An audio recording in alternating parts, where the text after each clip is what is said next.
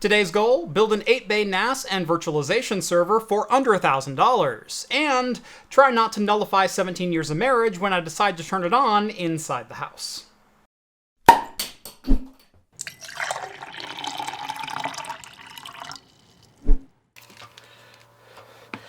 Hey Jeff, thanks for meeting with me. No problem, Christian. The honor is mine. And can I just say, Chab Sosil Kish? What? What? Are you speaking Klingon? I'm just trying to connect a little bit. I've been trying to learn your language. Patak. Deutsch und Klingonisch hören sich doch so gar nicht ähnlich an, oder? Don't embarrass yourself on your next intergalactic call. Boost your babbling with Babbel. While they don't offer Galactic Basic, they can help you connect with your fellow humans, thanks to courses in Spanish, French, and yes, even German. Whether it's your next vacation, making yourself more valuable at work, or connecting with friends from around the world, Babbel can help you get going in just 3 weeks' time. And if you aren't satisfied, they offer a 20-day money-back guarantee. As they say this time of year, go shlemech kach javam. So why not give Babbel a try? Get 60% off your subscription by following the link down in the video description. And kapla and kachloch to Babbel for sponsoring today's video. Welcome back to Craft Computing, everyone. As always, I'm Jeff.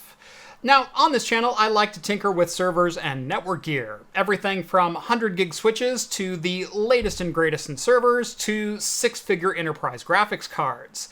And I tend to put everything inside of a rack to keep it all nice and tidy.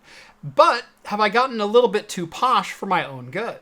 Like a lot of Homelabbers, the more equipment that I can keep running, the happier I am.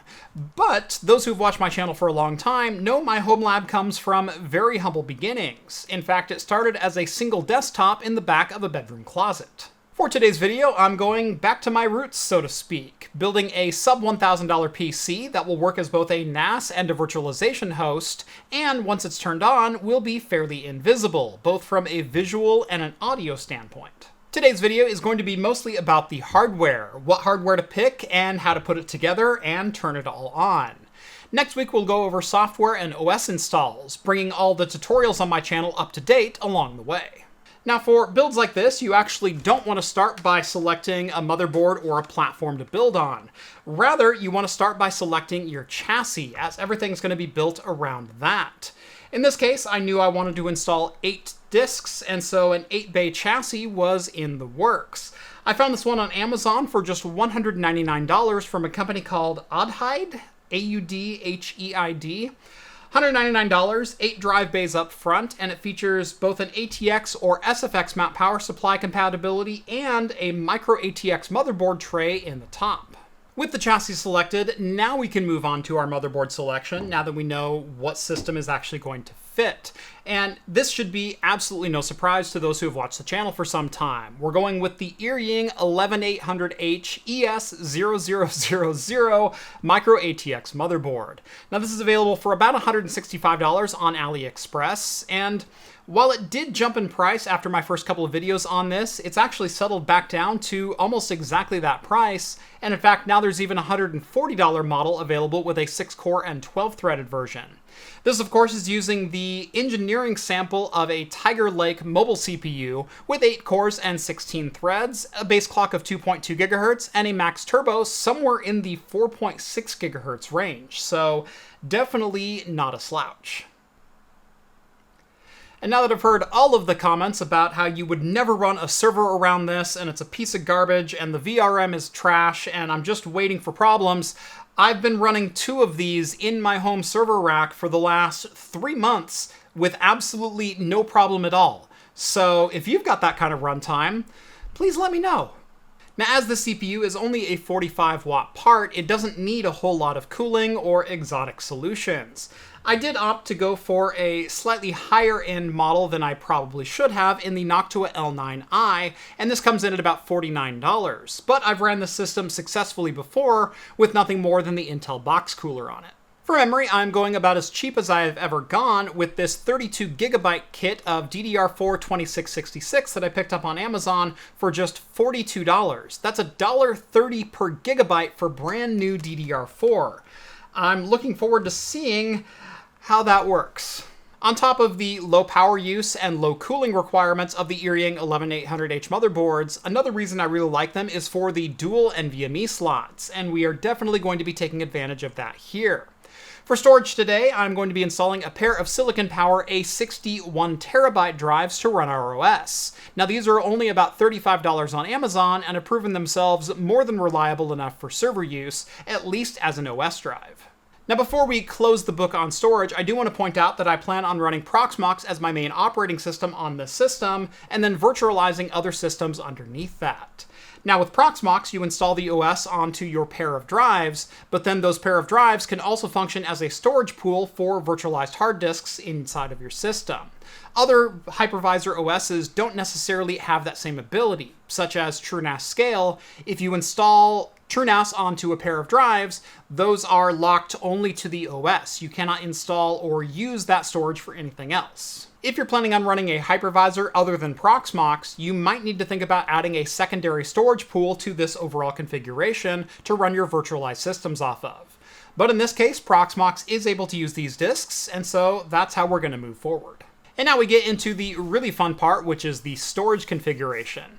Now, unfortunately, the odd-hide case does not come with a drive controller, nor do many of these micro ATX motherboards of any kind these days come with 8 SATA ports on board for you to run all 8 bays, so you're going to need a secondary storage controller. In this case, I picked up an AS Media 1064, I believe is the controller on this one. Basically, it is a 1X PCI Express card that has an 8-bay SATA controller built in. So we've got all 8 SATA ports that will give us full line rate data without taking up too much of our PCI Express bandwidth. The really nice part, this card came with SATA cables, and it was just $45. Oh, it also includes the low profile bracket, which you're going to need. All right, 2 more parts and we can get to building, starting with the hard drives. Now in this case, I picked up 8 HGST HE6 Enterprise drives up off of eBay. They were about $45 each. In this budget range, this seems to be a pretty good amount of storage to amount of money that you have to shell out to fill this entire drive bay.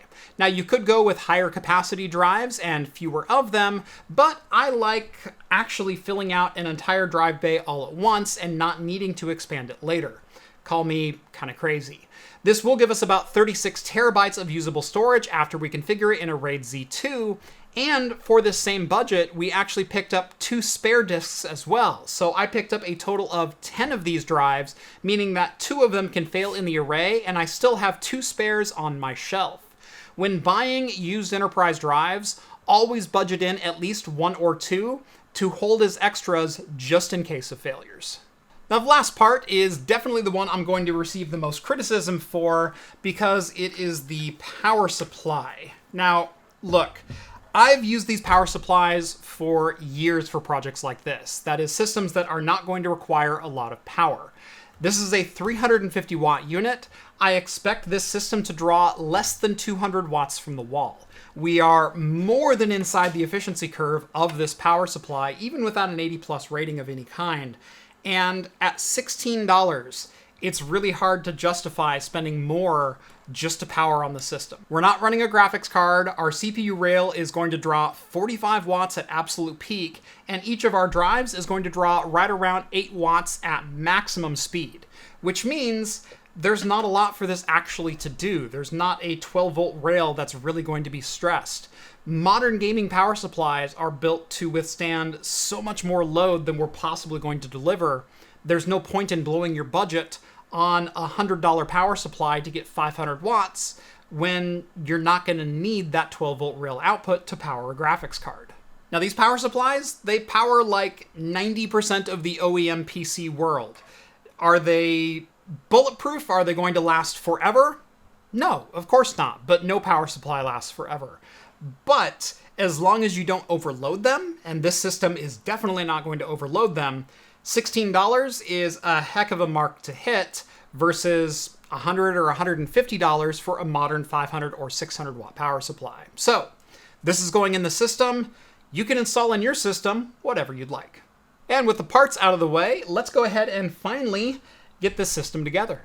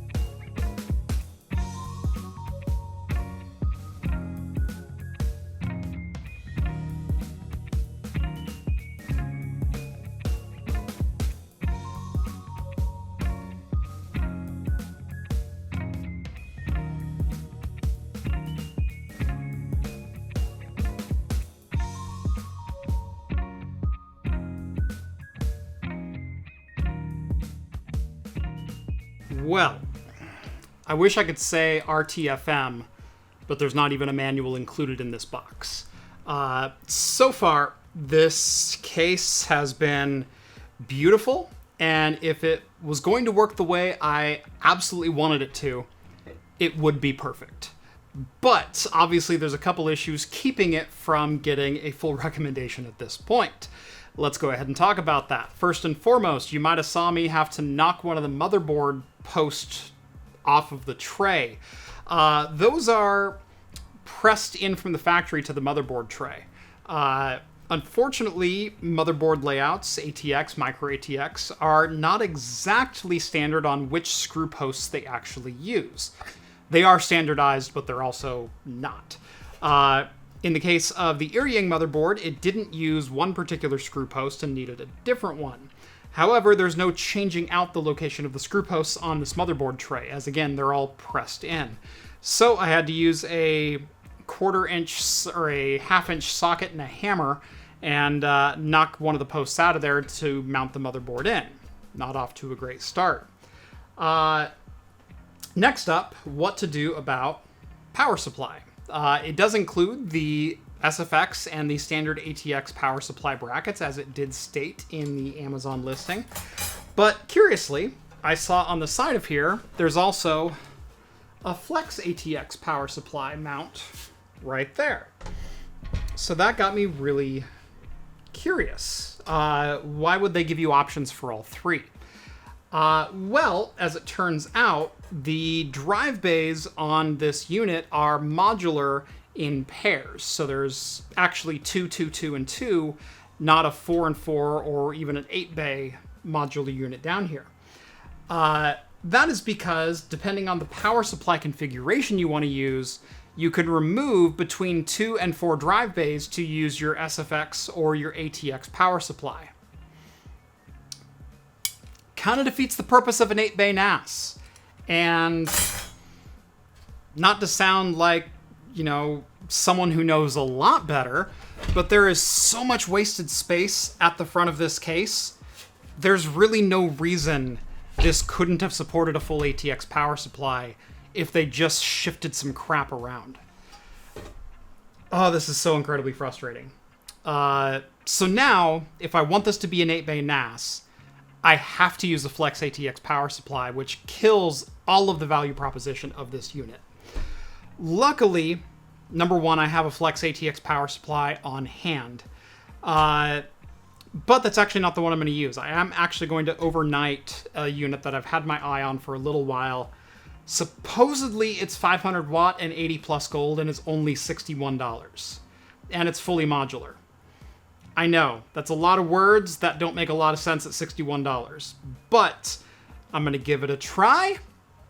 Hopefully it turns out to be a good unit, and we can still put a seal of approval on this thing when it's all said and done. But so far, man, if you've got to get a 350 watt, Flex ATX power supply in here just to use this thing,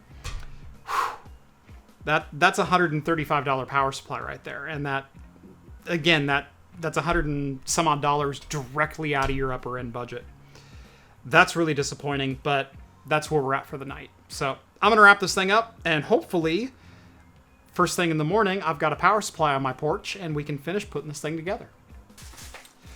All right. It is the next day. Let's see what Amazon dropped off. 500 watt, Flex ATX, 80 plus gold. We shall see.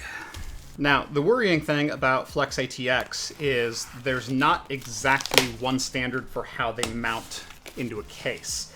There's various layouts, there's various mounting points, there's various standards for where the AC power goes in, where the DC power comes out, how that all looks.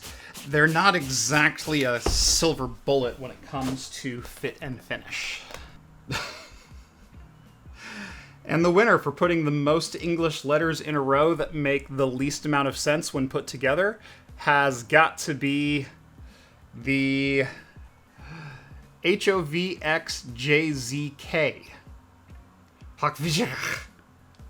So I don't know where they're getting 500 watts from, because the 5 volt and 3 volt will do 75, and the 12 volt will do 384, which in my brain adds up to be less than 460. I don't even know. Oh well, that's still way more than I need. Let's go ahead and put this in. Let's see if it works. Didn't even think about needing Molex plugs. Hopefully I have something that'll work. Okay. Baby steps.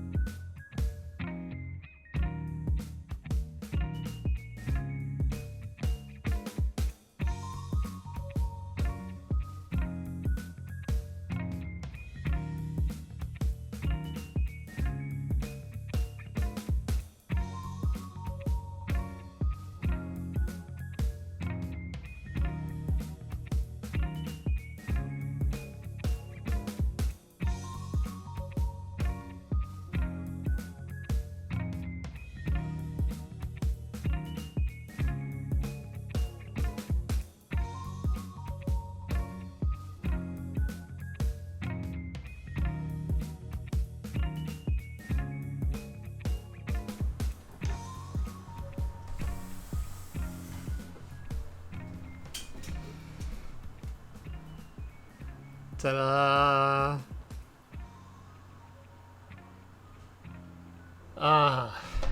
Where to even begin?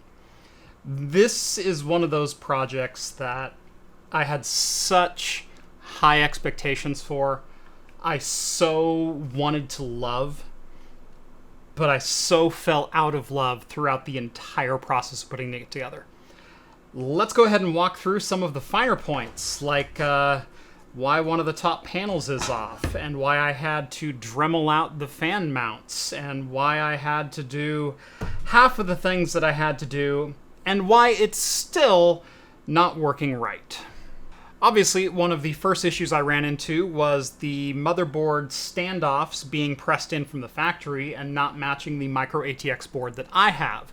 And this is actually going to end up being a common issue because there's about as many different standoff patterns as there are micro ATX boards on the market. So your mileage is definitely going to vary.